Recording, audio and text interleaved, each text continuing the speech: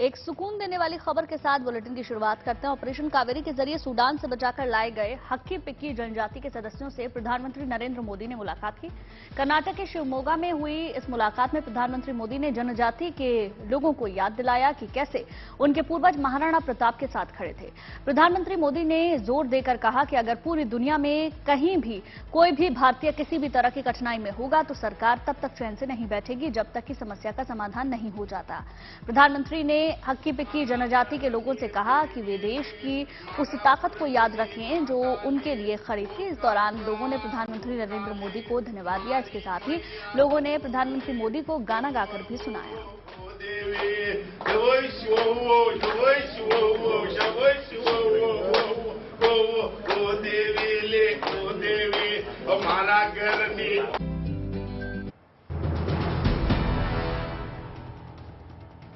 दिल्ली को प्रदूषण से राहत दिलाने के लिए दिल्ली सरकार आज से समर एक्शन प्लान की शुरुआत कर रही है। इस समर एक्शन प्लान के तहत दिल्ली सरकार ने पानी का छिड़काव करने के लिए 609 स्प्रिंकल मशीनों को खरीदा है जो दिल्ली के अलग अलग जगहों पर पानी का छिड़काव करेंगे। डस्ट पोल्यूशन को रोकने के लिए 84 मैकेनिकल रोड स्वीपिंग मशीनें भी लगाई गई हैं। यहां तक कि इस समर एक्शन प्लान को कारगर बनाने के लिए दिल्ली सरकार ने 185 एंटी स्मोक मशीन्स भी खरीदी हैं जो एयर क्वालिटी को बेहतर बनाने का काम कर सकें। इस एक्शन प्लान की मॉनिटरिंग के लिए दिल्ली के 13 हॉट स्पॉट और 24 घंटे रियल टाइम स्टडी होगी। ओपन बर्निंग रोकने के लिए टीमों की तैनाती की जाएगी।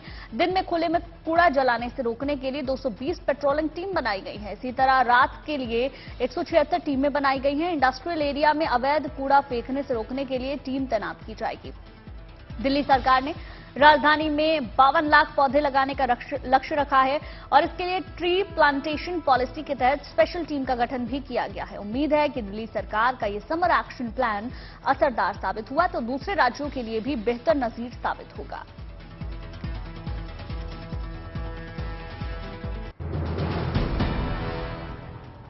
और अब एक और गुड न्यूज, खासतौर से चारधाम यात्रियों के लिए। बॉर्डर रोड ऑर्गेनाइजेशन की ओर से उत्तराखंड के पांडुकेश्वर में एक कैफे खोला गया।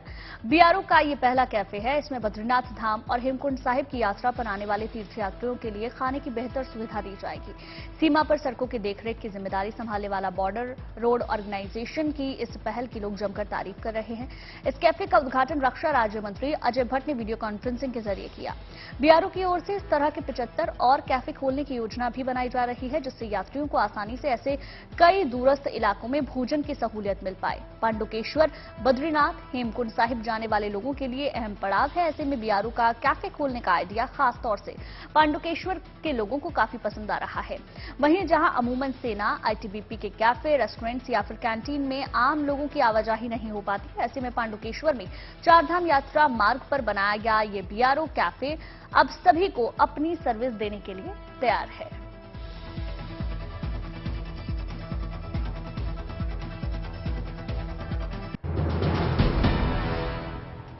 अभी ये खबर उनके लिए है जो बद्रीनाथ धाम के दर्शन के लिए कई महीनों से प्लान बनाकर बैठे हैं। पश्चिमी विक्षोभ मतलब वेस्टर्न डिस्टर्बेंस की वजह से मौसम में ऐसा फेर बदल कर रख दिया है जिसकी वजह से बद्रीनाथ धाम की यात्रा पर रवाना हुए श्रद्धालुओं को बीच राह से ही वापस आना पड़ रहा है। लेकिन अब मौसम साफ है और यहां दोबारा श्रद्धालु बद्रीनाथ के दर्शन करने के लिए आगे की तरफ बढ़ रहे हैं। बर्फबारी की वजह से यहां कड़ाके की सर्दी पड़ रही है।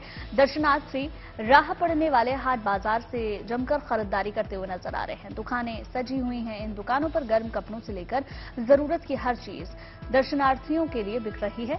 यहां के पारंपरिक पोशाक में दर्शनार्थी फोटो खिंचवाते हुए भी नजर आ रहे हैं। ये जो तस्वीर आप देख रहे हैं बद्रीनाथ धाम की राह में पड़ने वाले गांव माड़ा की है। ये गांव दूसरे गांव की तरह सामान्य नहीं है। इस गांव की खास पहचान है। माना यह जाता है कि ये भारत का पहला गांव है। माड़ा गांव में इन दिनों तीर्थयात्रियों की खूब चहल पहल है। यहाँ के लोकल प्रोडक्ट्स इतने आकर्षक और खास है कि दर्शनार्थी खुद ब खुद इनकी तरफ खींचे चले आते हैं। वहीं दूसरी तरफ ये लोकल प्रोडक्ट्स यहाँ के स्थानीय लोगों के रोजगार का मुख्य साधन भी हैं। इन दिनों मौसम के मिजाज में धूप छांव की लुकाछुपी घुली है। कहीं जमकर बारिश हो रही है तो कहीं गर्मी ने लोगों का हाल बेहाल कर दिया है। गर्मी से निजात पाने के लिए लोग हिल स्टेशन का रुख करते आ रहे हैं। ऐसा ही नजारा गुजरात के सापुतारा में भी देखने को मिला। इन दिनों यहाँ के हिल स्टेशन पर्यटकों की खूब चहल पहल देखने को मिल रही है। यहाँ मौसम हर वक्त सुहाना रहता है और यही वजह है कि हर साल यहाँ हजारों पर्यटक घूमने के लिए आते हैं। पर्यटक यहाँ झील में बोटिंग का आनंद लेते हुए नजर आ रहे हैं। पर्यटक घुड़सवारी और रोपवे का लुत्फ भी यहाँ पर उठाते हैं। बात बच्चों की अगर करें तो यहाँ टॉय कार भी जमकर सवारी बच्चे करते हैं।